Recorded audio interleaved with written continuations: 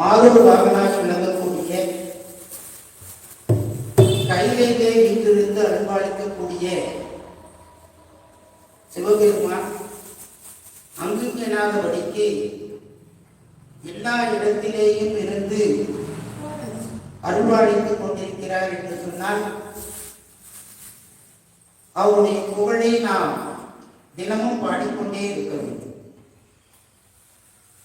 அப்படி நாம் பாடுவதற்கு ஏதுவாக ஞானிகள் நமக்கு வகுத்து கொடுத்த அந்த வழிமுறைதான் இரண்டு வழிமுறைகள் சொல்லுவார்கள். ஒன்று, அறத்தின் வாயிலாக நாம் வாழ்க்கையை நடத்த வேண்டும். அறத்தினுடைய அந்த முதிர்ச்சி நிலையிலே இறைவனுடைய அருளை பெற வேண்டும். இப்ப அறம் என்றால் என்ன? இது எல்லாருக்கும் தெரியும். நமக்கு அறத்தை ஞானியாக இருந்து அருளை செய்தவர் திருவள்ளுவர் பெருமான். அறத்துப்பால், பொருட்பால், இன்பத்துப்பால் என்று சொல்லக்கூடிய மூன்று பால்களிலேயும் அந்த அறத்தினை நமக்கு மிகவும் சீரும் சிறப்புமாக அருளி செய்திருக்கிறார். ஒருவன் அறத்தினாலே செம்மை பெற்று விளங்குகின்ற பொழுது அவனுக்கு இறைவனுடைய அருளானது தானாக கைகூடும் என்பது திருவள்ளுவருடைய வாக்கு. அப்படிப்பட்ட அந்த அருளை நாம் பெற வேண்டும் என்று சொன்னால் அருளின் வாயிலாக இருக்கக்கூடிய அந்த ஞானிகளுடைய வாக்கினை நாம் சிந்திக்க தவறவே கூடாது. இந்த ஞானிகள் அருள் மொழியிலே என்ன விதிக்கப்பட்டிருக்கிறார்கள் என்று சொன்னால் அதுதான் நமக்கு கிடைத்திருக்கக்கூடிய 12 திருமுறைகள், 14 சாத்திர நூல்கள். இந்த 12 திருமுறைகளையும் 14 சாத்திர நூல்களையும் அருள் வழியிலே நின்று நாம் இறைவனை அடைவதற்கு ஒரு மார்க்கமாக அமைகிறது. இப்போ நாம் 12 திருமுறைகளை நாம் போதுகிறோம் என்று சொன்னால் அந்த 12 திருமுறைகளும் நமக்கு முழுமையாக புரிந்து விடுமா என்று சொன்னால் புரியாது. அதற்கு ஒரு படிநிலை வைத்திருக்கிறார். அதற்கு 4 படி நிலைகள் என்று பெயர். ஒன்று சரிய மார்க்கம், 2வது கிரியை மார்க்கம், 3வது யோக மார்க்கம், 4வது ஞான மார்க்கம். நமக்கு இந்த 12 திருமுறைகளிலே முதல் 3 திருமுறைகள் சரிய மார்க்கத்திலே, 4, 5, 6 கிரியை மார்க்கத்திலேயும், 7ஆம் திருமுறையானது ஞான மார்க்கத்திலேயும் நமக்கு அருளாளர்கள் சுட்டிக்காட்டி சென்றிருக்கிறார். 8வதாக அமைந்ததுதான் ஞான மார்க்கம். நாம் இந்த படிமுறைகளிலே நாம் கடந்து வந்தோம் என்று சொன்னால்தான் அந்த 8ஆம் நிலையிலே இருக்கக்கூடிய மாணிக்கவாசகர் பெருமானுடைய அந்த ஞானமானது நமக்கு விளங்கும். ஐயா மதிக்கும். இன்னைக்கு இந்த 8ஆம் திருமுறை ஞான நூலை அனைவரும் பாடிக்கொண்டு வருகிறார்கள். இந்த ஞான நூலை நாம் பாடுகின்ற பொழுது ஒன்றை மறக்கக்கூடாது. இந்த ஞான நூல் யாருக்காக அருளி செய்யப்பட்டது என்பதை நாம் சற்று நினைத்து பார்க்க வேண்டும். இந்த 7 திருமுறைகளை நாம் பாடிய பிறகு இந்த 8ஆம் திருமுறையாக இருக்கக்கூடிய இந்த திருவாசகத்தை நாம் பாடுகின்ற பொழுது அதனுடைய ஞானமானது இறைவனே நமக்கு வெளிப்படுத்துவார். அப்படி அந்த ஞான நூலாக இருக்கக்கூடிய இந்த 8ஆம் திருமுறையை நாம் பாடுகின்ற பொழுது கண்டிப்பா நாம ஞானம் அடைந்தே தீர வேண்டும். இப்பெல்லாம் எட்டாம் திருமுறை முற்றோதல் பண்ணுகின்ற பொழுது எல்லாருக்கும் ஞானம் கிடைக்குதோ இல்லையோ, மத்தியானமான அருமையான சாப்பாடு கிடைக்கும். அப்ப இந்த ஞானமும் எதுக்காக வைத்ததுன்னா சாப்பாட்டுக்காக நம்ம. ஆனா அருளாளர்கள் எதுக்காக வைத்து சென்றார்கள் என்று சொன்னால் இதை ஞானத்தின் வாயிலாக ஓத வேண்டும். இந்த ஞானத்தின் வாயிலாக ஓதுகின்ற பொழுதுதான் நமக்கு அந்த முக்தி பேரின்பமானது கிடைக்கும் என்பது மாணிக்க வாசகர் ஒவ்வொரு பாடலிலேயும் நமக்கு சொல்லக்கூடிய கருத்து. சரியாக விட்டுருவோம். இன்றைய தினம் இப்படிப்பட்ட ஒரு அருள் நூல்களை நமக்கு கொடையாக கொடுத்த அருளாளர்களுடைய அந்த வழியிலே சென்று இறைவனுடைய அருளை நாம் பெறுவதற்கு இன்றைய தினம் இந்த திருமுறை வழிபாடானது இறைவனுடைய திருவருள் கூட்டி. இந்த திருமுறையில கிடைக்காத பலன்களே கிடையாது என்று சொல்லலாம். ஞானசம்பந்த பதிகங்கள் 1ஆம் திருமுறை, 2ஆம் திருமுறை, 3ஆம் திருமுறை, இந்த 3 திருமுறைகளையும் எடுத்துக்கொண்டோம் என்று சொன்னால்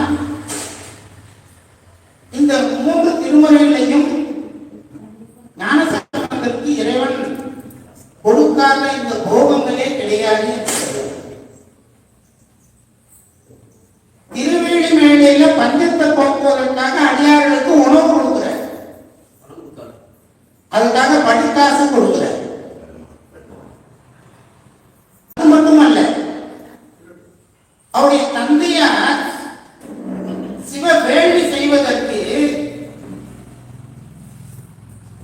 திருவாவூரை என்கின்ற அந்த தளத்திலே மாசினா மணீஸ்வரருடைய ஆலயத்திலே அவருக்கு உழவார் பொக்கிழியை பெற்றுத் தருகிறார் ஞானசம்பந்த பெருமான். அது மட்டுமல்ல,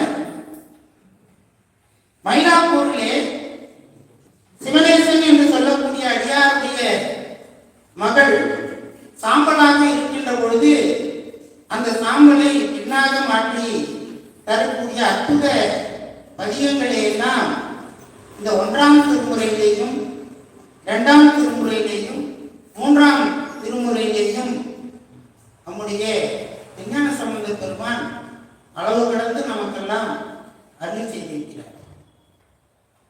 நமக்கெல்லாம் ஒரு துன்பம் போக வேண்டும் என்று சொன்னால் அதற்கு திருமுறையை நாம் துணையாக கொள்ள வேண்டும். நாம் இப்போ நமக்கு துன்பம் வந்துச்சுன்னா என்ன பண்றோம்? எதிர்வுக்காரன் திட்டோம். அவன் திட்டோன்னு நேரம் ஜோசிக்காரனுக்கு போகும். அவன் என்னென்ன பரிகாரம் சொல்றானோ அத்தனையும் நாம் செய்யணும்.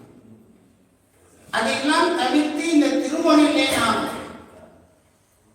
விண்ணப்பம் செய்தோம் என்று சொன்னால் நமக்கு இருக்கக்கூடிய அந்த துன்பங்களை எல்லாம் நீக்கி இறைவன் ஒரு அரணாக நம்ம எல்லாம் காத்து வருவோம். அதே போலதான் இந்த இல்லந்தோறும் திருமுறை வழிபாட்டிலே இந்த இல்லத்திலே இருக்கக்கூடிய இங்கே இருக்கக்கூடிய அந்த எதிர்மறையான விளைவுகள் நம்மையும் அறியாமை நம்மை தீமை வழியிலே கொண்டு செல்லக்கூடிய அந்த எதிர்மறைகள் எல்லாம் நீங்கி நமக்கு இறைவனுடைய அருள் துணையானது என்றும் கிடைக்கும். இந்த வேள்விகள் செய்வதனால தவறு கிடையாது. வேள்விகள் அந்த ஆகுதி சமர்ப்பணம் செய்கின்ற பொழுது அந்த வேலியினுடைய பயனை நிச்சயமாக கொடுக்கும். அது வேதத்திலே சொல்லப்பட்ட சாராம்சம். அந்த வேள்வினாலே பயன் எப்போ கிடைக்கும் அப்படின்னா வேள்வி செஞ்சு முடிச்ச உடனே கிடைச்சிடாது. அது இறைவனுடைய அந்த பலன்களை எப்பொழுது ஊட்ட வேண்டுமோ அப்பொழுது அந்த பலன்களை ஊட்டுவார். அது வரைக்கும் நாம வெயிட் பண்ணணும். ஆனா இந்த திருமுறை வழிபாட்டுல மட்டும் சாமி எப்பயுமே இந்த திருமுறையை பாடின அந்த இல்லத்துல இறைவன் துணையாக இருந்து எல்லா செயல்களிலேயும் அவன் துணை நிற்கிறான் என்பது நான் சொன்னா நீங்க நம்ப கூடாது. அருளாளர்கள் சொல்லியிருக்கிறார் என்பதை நாம புரிந்து கொள்ள வேண்டும். திருஞான சம்பந்த பெருமானுடைய காலத்திலே அவர் தேவாரம் பாடிய அந்த காலத்திலே ஒரு அறவம் தீண்டிய மகனை உயிரோடு எழுப்புகிறார். எந்த வேதத்திலேயும் அது செய்யப்படவில்லை. திருமுறை, அந்த திருமுறை பாடலானது அந்த அறவம் தீண்டிய அந்த பாடலை எழுப்பியது. அதை நான் நம்பிதான் ஆகும். திருமுறை காட்டில வேதங்களினாலே அடைக்கப்பட்ட அந்த திருக்கதவானது திருஞான சம்பந்த பெருமானும் நாவுக்கரசர் பெருமானும் சென்ற அந்த கதவை நாம் திறந்து இந்த கதவின் வழியாக இறைவனை நாம் வழிபாடு செய்வோம் என்று அவர்கள் சங்கல்பித்த போது அந்த ஊர் மக்கள் எல்லாம் அந்த வழி கதவு திருஞான சம்பந்த பெருமானும் நாவுக்கரசர் பெருமானும் பாடி அந்த கதவினை திறந்தார். இப்படி பல அற்புதங்களை எல்லாம் செய்து காட்டியதுதான் இந்த 12 திருமுறை. அடுத்தபடியாக நம்ம சுந்தரர் பெருமானுடைய காலத்திற்கு வருகின்ற பொழுது சுந்தரர் பெருமானுக்கு இறைவன் அனைத்து செல்வங்களையும் வாரி வாரி கொடுக்கிறார். திரு முதுகுன்றத்திலே 12,000 பொன்னை அவர் இறைவனிடத்திலே கேட்டு பெறுகிறார். அது மட்டுமல்ல, அவருடைய அவதாரத்தினுடைய நோக்கம் இந்த திருத்தொண்டர் தொகையிலே 63 நாயன்மார்களுடைய சிறப்பை நமக்கு காட்ட வேண்டும் என்பதுதான். கைலாயத்திலிருந்து அந்த பெருமான் நமக்காக இறங்கி வந்து இங்கே அவதாரம் செய்தார் சுந்தரர் பெருமான். அடுத்தபடியாக நாவுக்கரசர், மாணிக்கவாசகர் பெருமான்.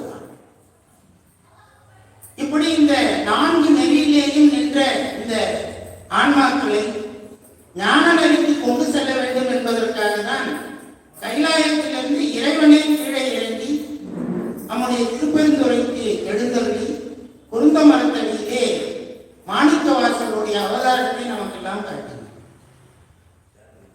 இப்படிப்பட்ட அருளாளர்களை நாம் இன்றைய தினம் சிந்திப்பதற்கு பெரிய தவம் செய்திருக்க வேண்டும். தவம் செய்யவில்லை என்று சொன்னா இங்க யாரும் நம்ம உட்கார முடியாது. வினையின் காரணமாக ஏதாவது ஒரு வேலையில போய் ஒரு வினையை அனுபவிச்சு இன்ப துன்பங்களை அனுபவிச்சு அந்த வினையிலிருந்து வெளியே வர முடியாம தவித்துக் கொண்டு நிற்போம். இப்படி நாமெல்லாம் ஏதோ ஒரு காலத்துல இந்த திருமுறைகளை பாடி வைத்த அருளாளர்களை நினைத்த காரணத்தினாலே இந்த வாய்ப்பு நமக்கு இறைவன் திருவருள் கூட்டியிருக்கிறது என்பதை நாம் யாரும் மறந்துவிடக் கூடாது. இப்படி நான் பேசிக்கிட்டே போனா இதுக்கப்புறம் திருமுறை எப்ப பாடி முடிப்பீங்கன்னு நம்ம சதீஷ்குமார் ஐயா கேட்பார். அதனால அவருக்காகவே இப்போ இந்த 12 திருமுறைகள்ல இருந்து அற்புதமான பதிகங்கள், நானு இந்த பதிகங்களை எல்லாம் பாடுகின்ற பொழுது ஐயோ நாம இத்தனை பதிகங்களை நாம பாடாம விட்டோம் என்ற ஒரு